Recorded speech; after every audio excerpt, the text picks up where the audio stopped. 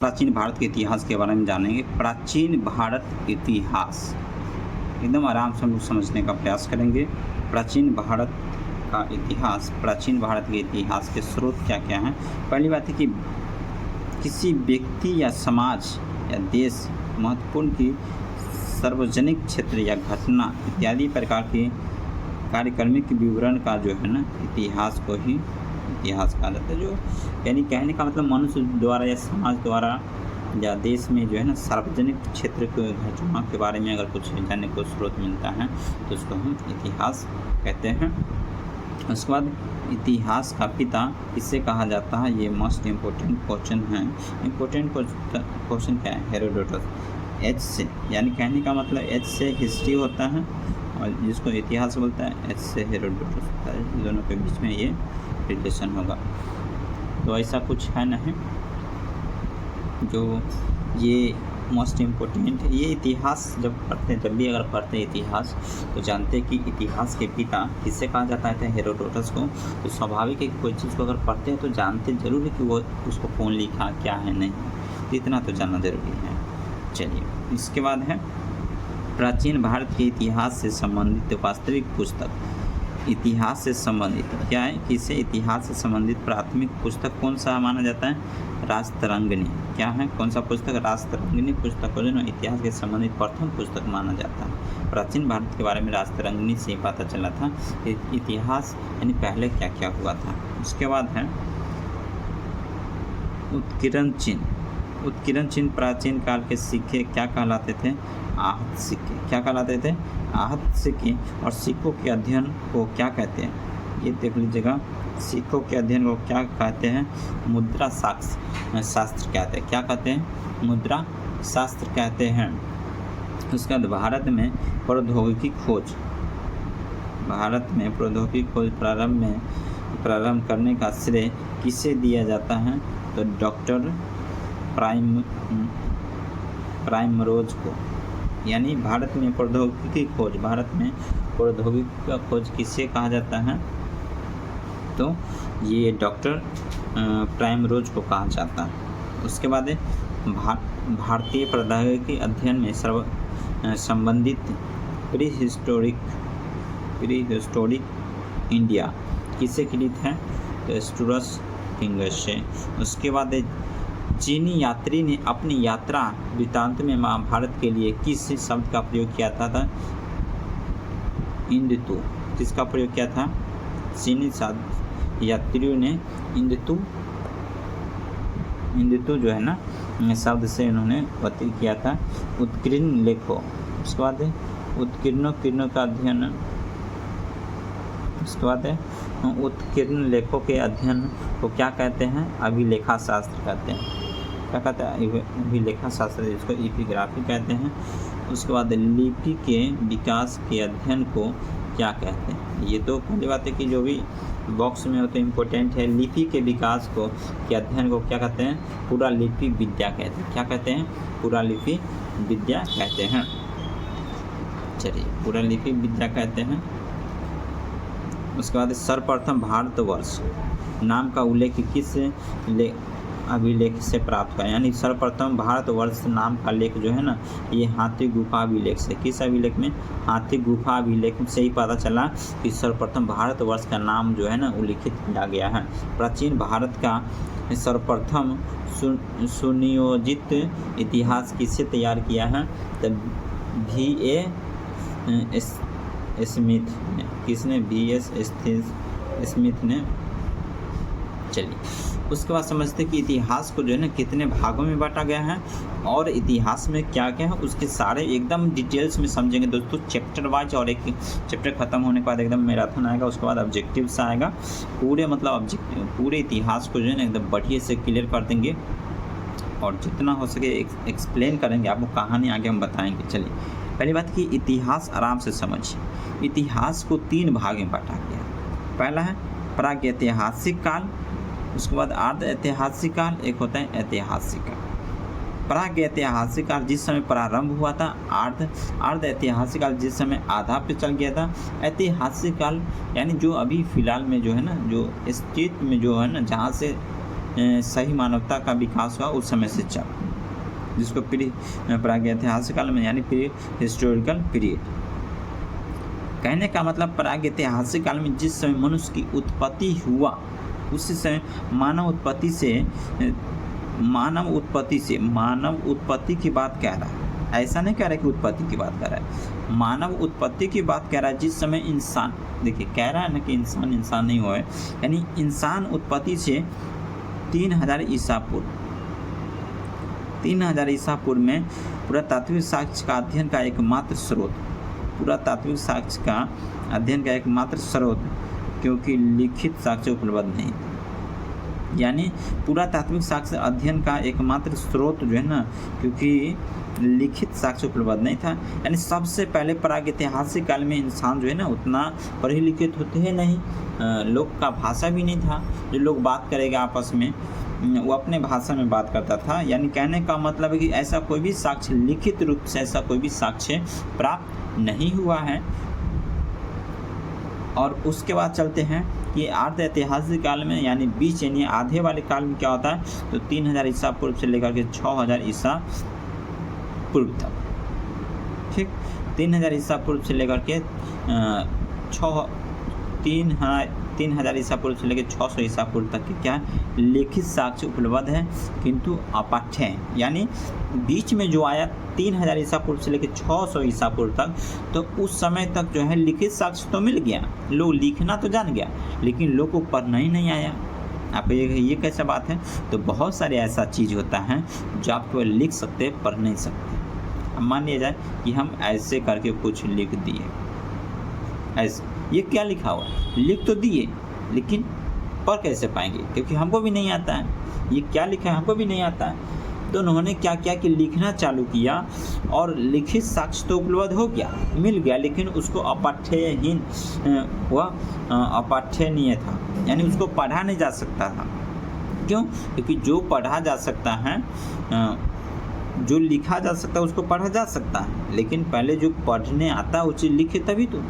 अब ऐसी चीज़ पढ़ने आता है जो लिख ही नहीं पाया, जो लिखा उसको पढ़ना ही नहीं आया। तो कहने का मतलब है कि जो लिख तो दिया, अब उसी के अनुसार लोग उस भेद को समझने लगा, मान लें कि ऐसे अगर लिख दिया कुछ तो समझने लगा इसका अर्थ होता है कहना। क्या होता है? कहना। तो इस प्रकार से लोग लिखने के बाद लोग को समझ में आया, बताया गया कि इसका अर्थ होता है कहना। और किसी को चिट्ठी भेजना होगा इस प्रकार से अगर तुम लिख के भेजोगे तो वो कुछ कहना चाहते है ना। तो इस हिसाब से जो है ना, ये आधे ऐतिहासिक काल में लिखित साक्ष्य उपलब्ध था, लेकिन पाठनीय नहीं था, वो पढ़ा नहीं जा सकता था। उसके बाद ऐतिहासिक काल में आया 600 ईसा पूर्व से लेकर के आगे तक जितना है वो लिखित वती पुरातात्विक साक्ष्य और साहित्य शास्त्र दोनों प्रकार के साक्ष्य उपलब्ध हो गए। यानी उपलब्ध हो गया, यानी इस समय 600 ईसा पूर्व से लेके आगे तक जितने काल जो चला उसमें पहली बार तो लिखा हुआ था, मिल ही गया। अब लोग उसको पढ़ना चालू कर दिया। क्या करना चालू कर दिया? लोग उसको पढ़ना चालू कर दिया। चलिए उसके आगे हम चलते हैं। इसमें जितने भी क्वेश्चन है वो शॉर्ट हेड्स हैं और मैं स्टोरी के माध्यम से उसको याद कराने का प्रयास करूँगा। चलिए उसके बाद है प्राचीन भारत इतिहास के आगे। प्राचीन भारत इतिहास को जानने के लिए किन स्रोतों का प्रयोग किया जाता था? तो धर्मशास्त्र, धार्मिक शास्त्र, ऐतिहासिक ग्रंथ और पुरातात्विक साक्ष्य और विदेशी विवरण। यानी कहने का मतलब है कि प्राचीन भारतीय इतिहास को अगर कोई भी प्राचीन जो पहले क्या हुआ था उसको अगर जानने का अगर कुछ स्रोत अगर प्राप्त करना चाहते तो उसको लगभग 2-3 ही तरीका से आप जान सकते हैं। जैसे धार्मिक शास्त्र हो गया, जो धार्मिक रूप से जो बना गया है उसमें कुछ बताया गया कि सबसे पहले क्या क्या हुआ था, उससे आप जान सकते हैं। ऐतिहासिक ग्रंथ, जो इतिहास के जो कुछ ग्रंथ हैं जो पुरानों से लेकर के जो अभी तक जो हुआ उसको कुछ विवरण अगर दिया होगा तो वो जान सकते हैं। पुरातात्विक साक्ष्य, आपको यहाँ देख सकते पुरातात्विक साक्ष्य कहने का मतलब है पुरातात्विक साक्ष्य यानी कुछ अवशेषों से आप प्राप्त कर जानकारी ले सकते हैं कि उस समय क्या था और नहीं था। जैसे आपको पता है कि बहुत सारे जगह जो है ना जानवरों का उल्लेख मिला, क्योंकि वहाँ पर जो है ये जानवरों की हड्डियों मिला, जानवर के द्वारा उपयोग करने वाले वस्तुएं मिला, तो उससे पता चला कि जानवर का भी उपयोग वो लोग करते थे। चलिए, विदेशी विवरण, यानी कहने का मतलब विदेश के लोग जब भारत में आते थे तो उतने सारे लूटपाट मचाते थे, तो कुछ ना कुछ सामान छूट ही जाता था, जिसके कारण उसका कुछ सामान अगर मिल गया तो उससे भी पता चलता था कि विदेशी विवरण, मतलब उससे भी पता चलता था कि विदेशी लोग यहाँ आते थे, कहीं ना कहीं वह बेहतर था और प्राचीन काल में भारत, जिसके कारण विदेश के लोग भी यहाँ पर लूट फूट करने के लिए आते थे। चलिए, उसके बाद है ब्राह्मण लिपि को सर्वप्रथम किस विद्वान ने पढ़ा था, यानी कहने का ब्राह्मणी लिपि को सर्वप्रथम किस विद्वान ने पढ़ा था, तो जेम्स प्रिटसेन ने। कब पढ़ा था? 1837 ईस्वी में पढ़ा था, ये आप याद रख लीजिएगा। भारत के प्राचीनतम ग्रंथ वेदों में संकलन से किसे माना जाता है? महर्षि कृष्ण द्वैपायन वेद व्यास को माना जाता है। उसके बाद है प्रागैतिहासिक काल। देखिएगा, प्रागैतिहासिक काल के अनुसार भारत के प्राचीन राजा कौन थे? वैवस्वत मनु थे। कौन थे? वैवस्वत मनु थे। आप इसको ध्यान रखिएगा। पौराणिक मान्यता के अनुसार भारत के प्राचीनतम राजा कौन थे? वैवस्वत मनु। उसके बाद है वायु पुराण। चलिए, उसके बाद वायु पुराण में किस वंश का उल्लेख किया गया? तो गुप्त वंश का उल्लेख किया गया है और शुंग वंश, गुप्त वंश और शुंग वंश का उपयोग किया गया है। उसके बाद कौटिल्य के अर्थशास्त्र से किस वंश के इतिहास की जानकारी मिलती है? मौर्य का। यानी कौटिल्य के अर्थशास्त्र जो नामक पुस्तक जो थी उसमें मौर्य वंश का अध्ययन मिलता है। उसका जैन धर्म का प्रारंभिक इतिहास, जैन धर्म का प्रारंभिक इतिहास किस ग्रंथ में प्राप्त हुआ? कल्पसूत्र में। किसमें? कल्पसूत्र में। और भारतीय पुरातात्विक सर्वेक्षण संस्कृति मंत्रालय के अंतर्गत एक संलग्न संगठन है।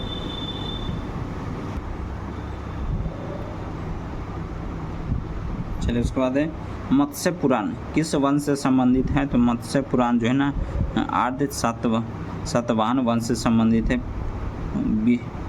विष्णु पुराण किस वंश से संबंधित है? मौर्य वंश। याद रखिएगा, विष्णु पुराण जो है ना मौर्य वंश से संबंधित है। खरोष्टी लिपि किस प्रकार की लिपि है? दाईं से बाईं ऊपर। देखिए, हमने तीर का निशान भी दे दिया है कि दाईं से बाईं की ओर है। आपको ये समझा भी देते हैं और साथ में संकेत बना देते हैं। यानी खरोष्टी लिपि जो है ना दाएं से है ना बाएं की ओर, उर्दू जैसे लिखाता है, पढ़ता ना, तो उर्दू की तरह उसको लिखा जाता था। उसके बाद नारद स्मृति से किस वंश के विषय में जानकारी मिलती है? नारद स्मृति से किस वंश के बारे में जानकारी मिलती है? तो गुप्त वंश के बारे में। किस वंश के बारे में? गुप्त वंश के बारे में। स्मृति ग्रंथों में सबसे प्राचीन और प्रमाणित पुस्तक कौन सी है? तो मनुस्मृति। क्या है? मनुस्मृति। शुंग काल का मानव ग्रंथ किसे कहा जाता है? मनुस्मृति को। शुंग वंश का मानक ग्रंथ किसे कहा जाता है? मनुस्मृति को कहा जाता है। स्त्री को पुरुष की अर्धांगिनी किस ग्रंथ में है? शतपथ ब्राह्मण ग्रंथ में। शतपथ स्त्री को पुरुष की अर्धांगिनी कहा जाता है, ये शतपथ ब्राह्मण ग्रंथ है।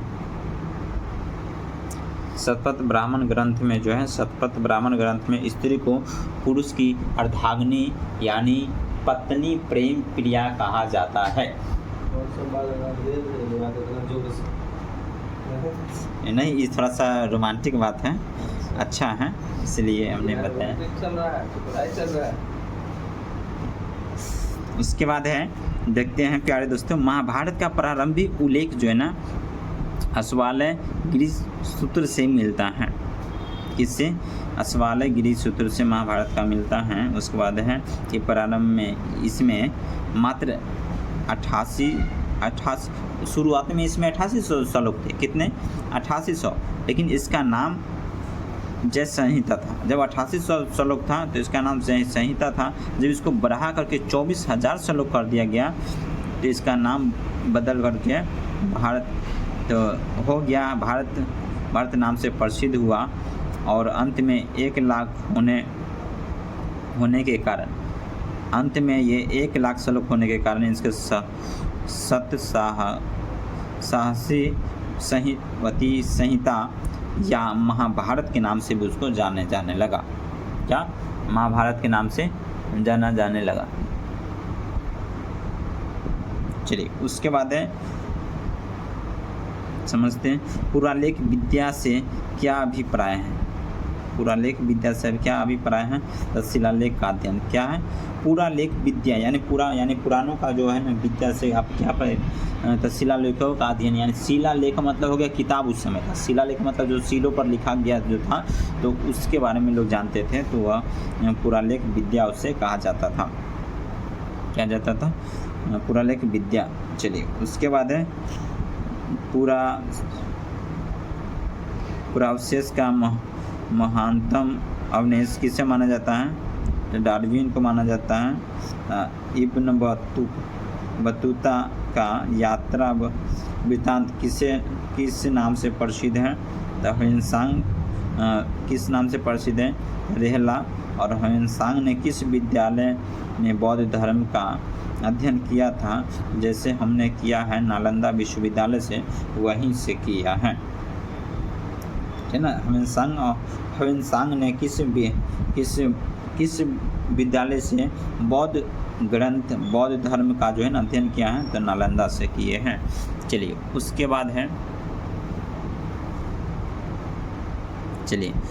बाद देखिएगा प्रमुख अभिलेख और प्रमुख अभिलेख व शासक। अभिलेख इस साइड जो है अभिलेख का नाम होगा, इस साइड शासक का नाम होगा। हाथी गुफा अभिलेख, जो उस समय हाथी गुफा अभिलेख, देखिए हाथी गुफा अभिलेख उस समय के शासक कौन था? तो कलिंग नरेश खारवेल। कौन था? कलिंग नरेश खारवेल। उसके बाद है एलो अभिलेख, तो पुलकेशित द्वितीय। नासिक अभिलेख, देखिए नासिक अभिलेख तो गौतमी बलश्री। उसके बाद है जूनागढ़ अभिलेख देखिएगा रुद्र दामन हो गया। उसके बाद प्रयाग स्तंभ अभिलेख हो गया समुद्रगुप्त, प्रयाग स्तंभ अभिलेख हो गया समुद्रगुप्त हो गया। मंदेसौर अभिलेख हो गया मलबा नरेश यशोवर्मन। उसके बाद है ग्वालियर अभिलेख हो गया प्रतिहार नरेश भोज। उसके बाद देवपारा अभिलेख हो गया बंगाल शासक विजय सेन हो गया। भित्री व जूनागढ़ अभिलेख हो गया सकंदपुर। उसके बाद बौद्ध स्तंभ लेख किसकी जानकारी मिलती है? शुंग काल की। बौद्ध स्तंभ अभिलेख में शुंग वंश की जानकारी मिलती है। ह्वेनसांग ने अपनी यात्रा वृत्तांत का वर्णन करते हुए पुस्तक में किस में किया था? CUK में। अरबी भाषा का पुस्तक किताब उल्क हिंद की इसकी रचना किसे माना जाता है? अल-बरूनी को माना जाता है। किसको? अल-बरूनी को माना जाता है।